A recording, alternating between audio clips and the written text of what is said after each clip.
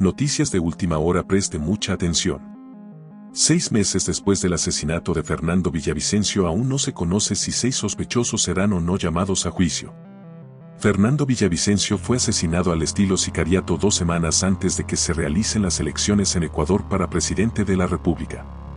Del 8 de octubre pasado que cerraron los 60 de instrucción fiscal dentro del proceso que investiga el asesinato al estilo sicariato producido el último 9 de agosto contra Fernando Villavicencio, candidato a la presidencia de la República de la Alianza Construye Gente Buena, han pasado ya 4 meses y 2 diferimientos de la audiencia de evaluación y preparatoria de juicio contra los 5 ecuatorianos y un colombiano que se mantienen detenidos como sospechosos. Para este martes, 6 de febrero, desde las 9:30, se intentará una vez más se concrete la audiencia mediante la cual se defina si Laura, Carlos, Eric, Alexandra y Oscar y el colombiano Víctor, quienes cumplen una orden de prisión preventiva en el Centro de Privación de la Libertad de Cotopaxi, en La Tacunga, son o no llamados a juicio, al ser parte de los autores materiales que concretaron el crimen, días antes de la primera vuelta electoral, cuando Villavicencio abandonaba un coliseo ubicado en el norte de Quito. Varios sicarios dieron marcha a un plan para asesinarlo. Uno de ellos, Johan Castillo, de origen colombiano, disparó impactando por 3 ocasiones en el cuerpo de su víctima. El directo atacante murió a causa de los golpes recibidos por parte de la seguridad de Villavicencio y eso se confirmó cuando fue llevado a la unidad de flagrancia, en el norte de la ciudad. Luego de los allanamientos iniciales y una audiencia de vinculación fueron 13 las personas identificadas como parte de quienes sumaron esfuerzos para concretar el sicariato.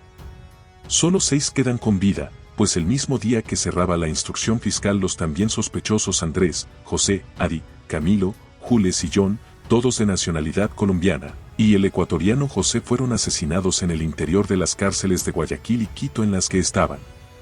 Antonio, exdirector del CPL Guayas número 1, en Guayaquil, ha sido procesado por el delito de incumplimiento de decisión legítima de autoridad competente.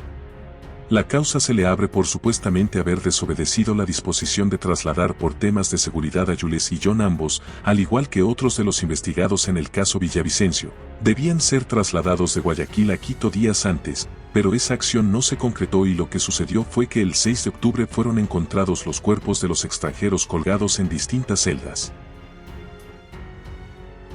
El 14 de diciembre pasado, un juez de garantías penales de Guayaquil decidió llamar a juicio al exdirector Antonio, quien asegura no ha cometido falta alguna ni ha desobedecido la orden de un inmediato superior. Ya el caso estaría radicado en un tribunal de juzgamiento que analizará las pruebas que presente tanto la fiscalía como la defensa del procesado.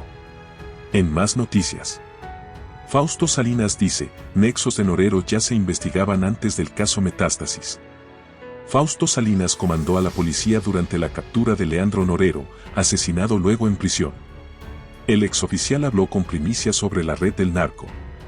La fiscalía destapó el caso Metástasis y detalló las relaciones que la red del narcotraficante Leandro Norero mantenía con políticos, autoridades locales, un ministro, policías, jueces, fiscales, empresarios, abogados y otros funcionarios. Norero fue detenido en mayo de 2022, luego de una operación policial. Fausto Salinas contó a primicias cómo se realizó esa captura y lo que vino después. El exoficial asegura que los descubrimientos no terminan con el caso Metástasis. A continuación, mire la entrevista completa con Fausto Salinas. ¿Por qué, si Leandro Norero era tan importante e influyente en el mundo criminal, pasó tanto tiempo como narco invisible? Las unidades especiales de la Policía Nacional siempre vienen trabajando contra las organizaciones criminales, principalmente contra el narcotráfico, y en esto se tiene relacionamiento internacional con agencias de los Estados Unidos y Colombia. En este ámbito de la lucha contra las drogas en el nivel internacional, nuestras unidades especiales van buscando quiénes son las personas que más droga envían de acuerdo a los análisis que vienen tanto de información de teléfonos, las investigaciones y los datos que se encuentran en los diferentes casos. Y de ahí bien se va ubicando quiénes son los cabezas de las organizaciones. Entonces hay personas que ya estaban siendo identificadas y que incluso estuvieron detenidas en trabajos anteriores de la policía. Hablemos de JL, Rasquiña, hablemos de Fito, hablemos de Junior, que ellos estaban cumpliendo penas porque fueron sentenciados por la justicia. ¿Y en ese grupo no estaba Norero? En el caso de Leandro Norero, este caso despierta a raíz de que en Perú, con estos contactos de la lucha internacional, se encuentra la presencia de Norero en Perú y se comunica inmediatamente con las unidades similares en Ecuador para buscar más información respecto a esta persona.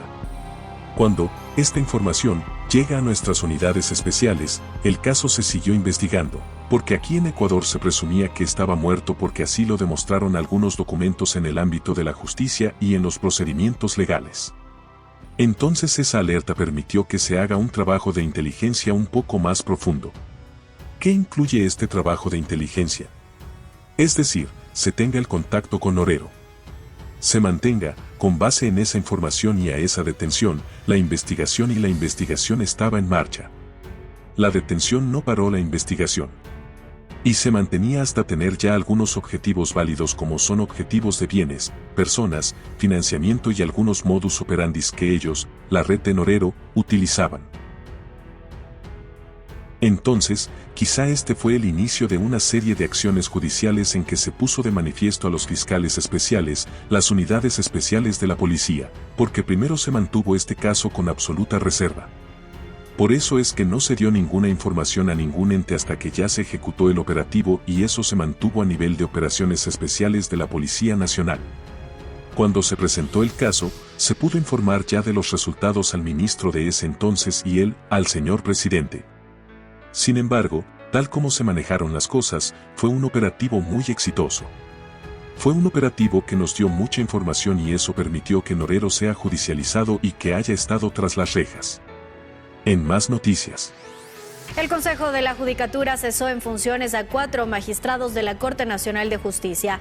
Juristas explican que ahora los funcionarios deberán ser legalmente reemplazados por los respectivos conjueces. Fue la noche de este viernes que el Consejo de la Judicatura dio a conocer que se procedió con la notificación a los jueces nacionales que cesaron en funciones. La razón, detalla el comunicado, porque su periodo constitucional y legal culminó y que ahora deberán ser legalmente reemplazados por los respectivos conjueces de la Corte Nacional de Justicia, aclara. Es decir, los magistrados que terminan su periodo son Luis Rivera, Byron Guillén, Walter Macías y Fabián Racines. Ahora bien, a esto se suma que este lunes 5 de febrero también culmina su periodo el presidente del organismo, Iván Saquicela, pero él prorrogará sus funciones. Según el constitucionalista Edison Guarango, Saquicela lo hará en base a una consulta absuelta por la Procuraduría General del Estado. Están dentro de la norma, como le digo, ¿por qué se pide una consulta a Procuraduría? Porque la norma no es clara respecto a esto.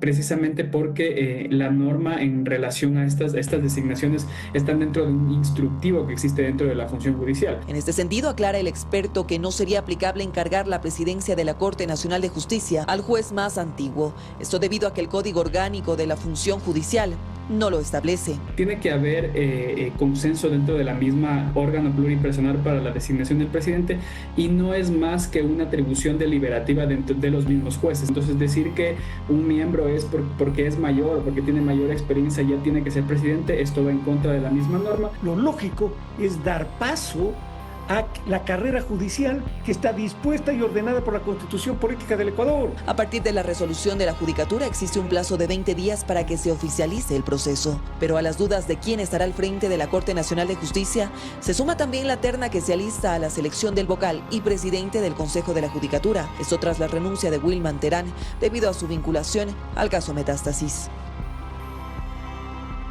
El gobierno nacional debe 419 millones de dólares a trabajadores del sector público correspondientes a los sueldos de enero de este año. Entre los funcionarios que no han recibido su salario están los asambleístas, quienes ya se han pronunciado al respecto. A sus trabajadores, pues solo el 46% de sueldos han sido cancelados hasta el 31 de enero, priorizando a las fuerzas del orden, al sector de salud y educación.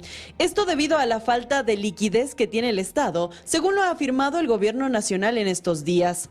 Es decir, trabajadores de los gobiernos locales, entidades de la seguridad social y empleados públicos como asambleístas aún no perciben su primer sueldo del 2024. Y nosotros como asambleístas, igual los servidores legislativos, no hemos recibido la remuneración, pero eso no quita nuestra voluntad de seguir sirviendo a nuestro país. Al respecto, las opiniones son divididas, pues por un lado, el bloque oficialista apoya estas medidas. Tenemos que sacrificarnos un poco todos, hay que trabajar de una manera mancomunada porque hoy más que nunca debemos unirnos y apoyar la gestión del presidente de la República, Daniel Noboa. Sin embargo, asambleístas de Pachacutic afirman que sí hay dinero para el pago, pero que el gobierno buscaría presionar los votos a favor de la reforma tributaria que plantea Noboa. Es posible que se pretenda chantajear tratando de presionar que no les pagamos mientras no aprueben esa ley. Nos paguen o no nos paguen, nosotros como movimiento Pachacutic, nuestro voto será en contra. Pero este retraso no es nuevo, pues desde el año pasado el ministro de Finanzas Juan Carlos Vega ya había explicado que podrían haber estos retrasos debido a problemas heredados del gobierno anterior. Sin embargo, los trabajadores del sector público no habían sufrido de estos retrasos desde 2020 por la pandemia de COVID-19. Sin embargo, ahora la historia se repite y además no se tiene la certeza de cuándo se darán estos pagos o si ocurrirá lo mismo en febrero. Las centrales sindicales que conforman el Frente Unitario de Trabajadores se reunieron en una convención nacional. Allí mostraron su rechazo a las medidas tomadas por el gobierno de Daniel Noboa. Entre las resoluciones están convocarse para el próximo martes 6 de febrero frente a la Asamblea Nacional para pedir el archivo de la propuesta de incrementar el IVA, así como rechazar el acuerdo comercial con China. Que nosotros hacemos el llamado firme y consecuente para que pidan el archivo de la ley. Incrementar el IVA al pueblo ecuatoriano significa inflación, significa perder el poder adquisitivo para quienes tenemos que subsistir con $3 al día. Demandamos al gobierno asimismo que detenga la consulta popular. Vamos a tener una acción el día martes, precisamente en la Asamblea.